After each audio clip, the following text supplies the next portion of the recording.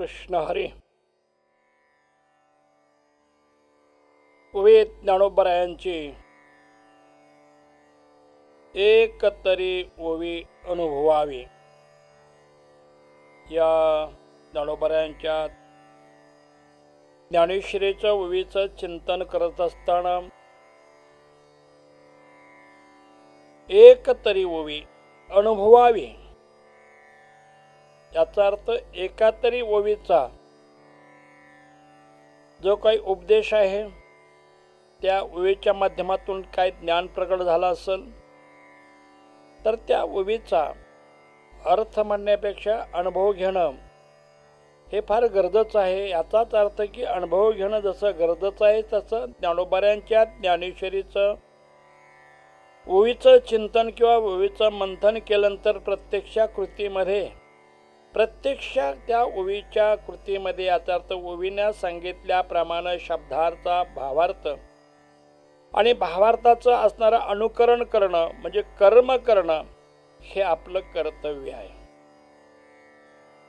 अर्थात त्या ओवीचा अनुभव घेणं, ओवीप्रमाणे कर्म करणं, आचरणात आणणं हे आपलं कर्म आहे.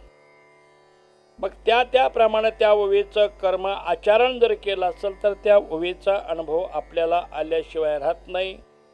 आणि जो अनुभव आलेला ओवीचा आहे तो आपण या ठिकाणी सर्व जगताला मला हे ज्ञानोबरायांच्या ज्ञानेश्वरीचं चिंतन करत असताना वाचन करत असताना जो माझ्या जीवनामध्ये अनुभव आला तो मी जगाला देत आहे.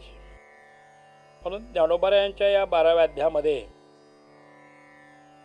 ओवीचा क्रमांक आहे 85 आणि 85 ओवीचा क्रमांक या ओवीमध्ये ज्ञानोबरा काय सांगतात भक्ताबद्दल.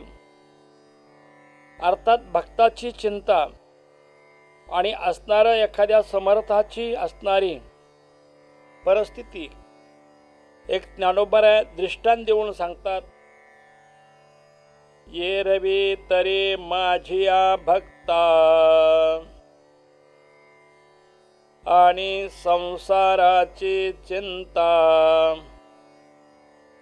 काय समर्थाची कांता कोरांना मागे.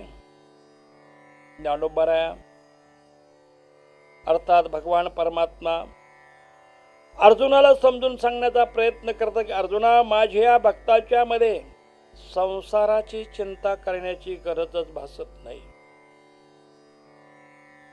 कारण जो माझ्या सेवेची रत आहे, माझ्याशी एकरूप झालेला आहे, माझ्यामध्ये ज्याचं चित्त, माझ्यामध्ये ज्याचं मन सर्वांगानं तो माझ्याशी समरस झालेला आहे, अशा भक्ताला संसाराची चिंता करण्याची गरज नाही. आणि हे गरज नाही भक्ताला माझ्या चिंता करण्याची हे ज्ञानोबरा एक दृष्टांत सांगतात. काय समर्थाची कांता कोरांना मागे. भक्ताची चिंता अर्थात भगवान परमात्म्यानं करावी लागते का करतच असतात. म्हणून जो भक्त बनला त्या भक्ताला स्वतःच्या संसाराची चिंता करायची गरज नाही, तर त्याची संपूर्ण चिंता भगवान परमात्म्याच्या जबाबदारी असते. आणि उदाहरण आहे महाराज काय समर्थाची कांता कोरांना मागे.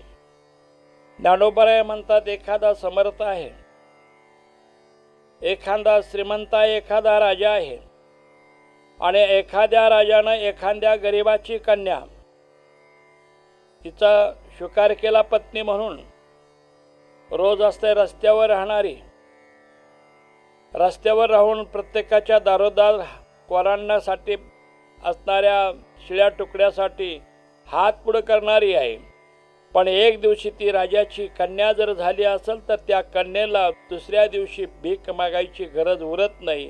कारण त्या समर्थ असणारा तुझा तो राजा जे आहे, जो पती आहे, कारण तू त्याची पत्नी आहे. याचा अर्थ आपल्या संसाराची जबाबदारी त्या समर्थावरती आहे, त्या राजावरती आहे. हे जसं त्या राणीला समजलं जातं आणि राणीचा परिपूर्ण असणार तो संसाराची व्यथा, संसाराची चिंतन, संसारामध्ये असणारे सर्व भोग आहेत ते राजा समर्थ आहे, राजा त्याचं पालन पोषण करतो. तद्वत भगवान परमात्मा म्हणतात म्हणून बाबा रे एरवी तरी माझ्या भक्ता, याचा अर्थ मी माझा भक्त आहे आणि माझ्या भक्तानं माझा जर स्वीकार केला असेल तर त्या भक्ताला संसाराची चिंता नाही.